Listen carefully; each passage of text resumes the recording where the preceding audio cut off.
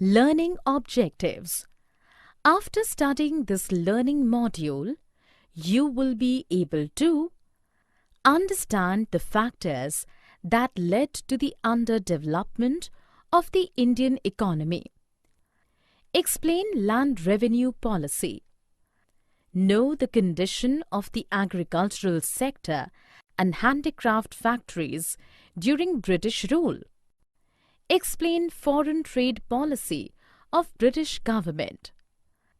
Understand demographic condition and the existing infrastructure of India. Introduction and low economic development under the colonial power. Introduction. An economy of a country consolidates all production, distribution and financial activities of the people. On the eve of independence, India's economy was in an awful shape due to the presence of British rule. The Britishers generally made the policies and rules that favoured England economy and rapidly develops his industrial sector. Low economic development under the colonial power. India had an independent economy before the advent of the British rule. The farming practice was the prime wellspring of livelihood in India. However, the nation's economy was reliant on various manufacturing activities. India was well known for its handicraft industries in the field of cotton and silk materials, metal and valuable stoneworks, and so on. These items were awesome notoriety globally due to the use of excellent quality raw materials. Britishers commanded almost 200 years over India.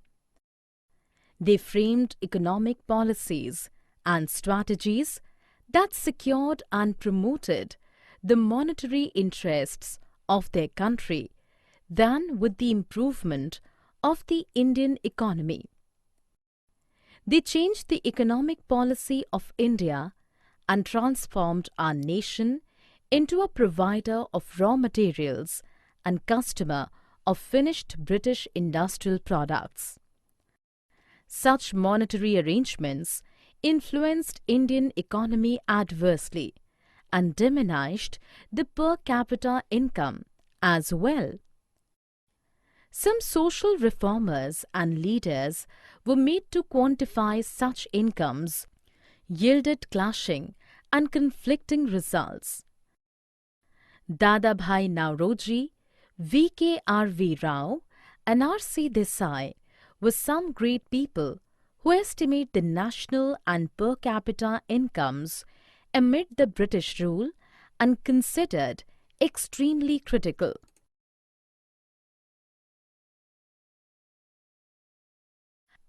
Agricultural and industrial sector. Agricultural sector. Agriculture was the prime source of livelihood in India during the colonial rule. More than 80% of the Indian population was lived in villages and reliant on agriculture directly or indirectly. However, a huge mass of the population was being dependent on agriculture. This sector was confronting stagnation and unusual deterioration due to the following reasons. Less productivity.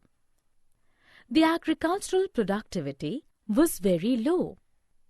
This led to the minimum benefit even used of the wide area under cultivation. Land revenue policy. The Britishers made the zamindari system. The zamindars were perceived as perpetual owners of the land. They made more benefit rather than the cultivators. The main interest of the zamindars was just to collect rent, irrespective of the economic improvement of the cultivators. Insufficient technology. Inadequate facilities of irrigation and negligible use of manures and fertilizers has lessened the agricultural productivity. Even there was some evidence of a moderately higher yield of cash crops in several areas due to commercialization of agriculture. Industrial sector. Before the rule of Britishers, India was famous for its handicraft industries in the field of silk and cotton textiles, precious stone and metal works. Handicraft products had great demand worldwide.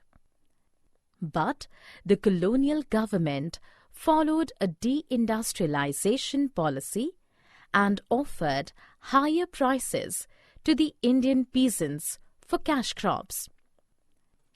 This policy has transformed India as a supplier of raw material and a consumer of finished products. It increased unemployment in India, and the country became the importer of modest manufactured products from Britain. Amid second half of the 19th century, modern industry indicated slow upliftment. Subsequently, the iron and steel industries began coming up at the beginning of the 20th century. The Tata Iron and Steel Company, TISCO, was set up in 1907. Some other industries in the fields of sugar, cement, paper, etc., introduced after the Second World War. Another noticeable drawback of the new industrial sector was the restriction of the operational territory of the general population segment. This division was limited only to the railways, power generation, communications, ports, and some other departmental endeavors. Foreign trade and demographic condition. Foreign trade. India has been a remarkable position in trading since ancient time. But the personalized policy followed by the British rulers adversely impacted the economic structure of India. Due to the personalized trading policy of colonial government, India became an exporter of cash crops such as cotton, silk, wool, sugarcane, jute, etc. The best place for selling British factory finished products. The volume of India's exports was comparatively higher in comparison to its imports. Colonial government commanded more than half of India's foreign trade and rest allowed to trade with limited countries such as China, Sri Lanka and Iran. The opening of Suez Canal in 1869 further intensified colonial government control over India's foreign trade. A considerable point of foreign trade during the British rule was the production of huge export surplus. This surplus ruined the country's economy. Several daily needs such as food items, clothes, kerosene were not available for common people in the domestic market easily. These basic things were used by the colonial government in order to make payments for several expenses, such as setup of industries and the import of valuable items. Demographic condition. The demographic conditions amid the colonial government enhanced all the features of a retrogressive economy. Various insights about the population were first gathered through an evaluation in 1881.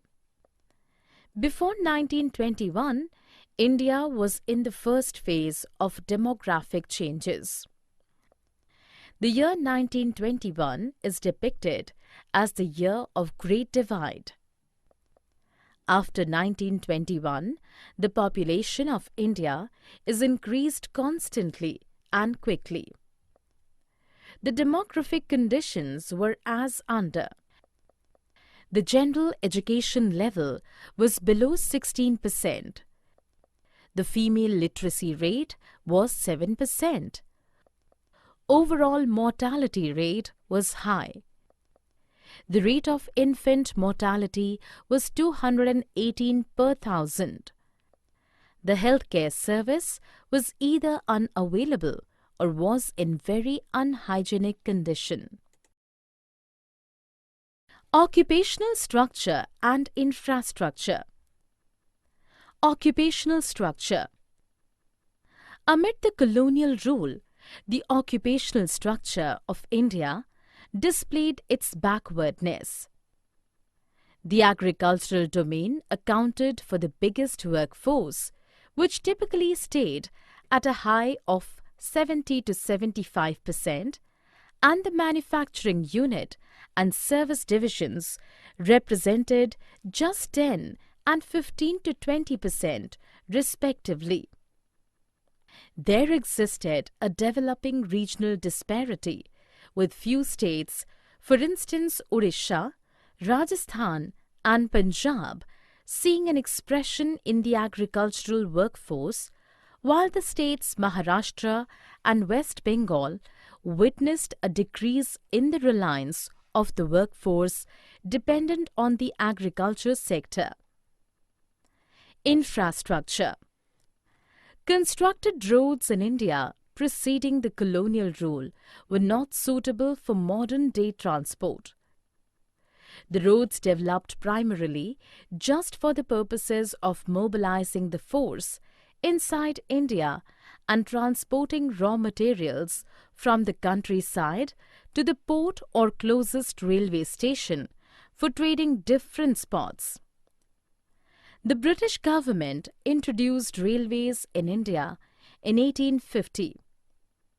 It is considered as one of the finest contributions of Britishers.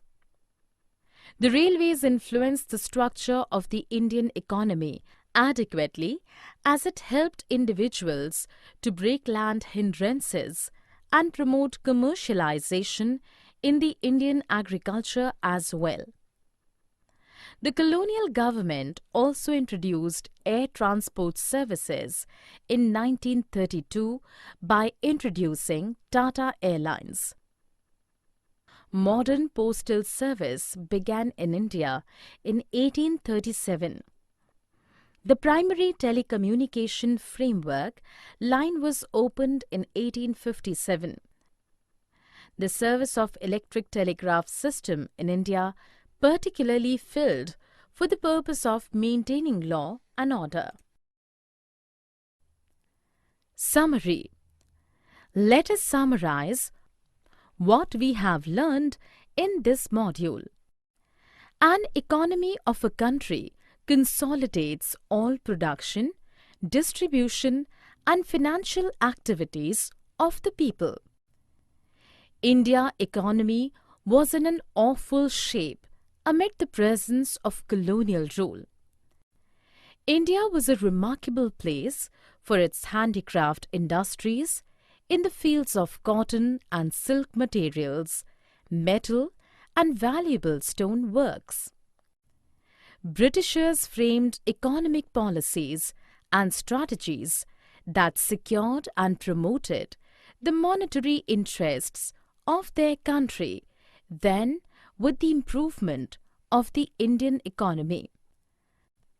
Although the huge mass of the Indian population was being dependent on agriculture, this sector was confronting stagnation and unusual deterioration due to less productivity, bad land revenue policy, and insufficient technology. The Tata Iron and Steel Company, TISCO, was set up in 1907. The personalized policies followed by the British rulers adversely impacted the economic structure, and India became an exporter of cash crops and the best market for selling British factory finished products.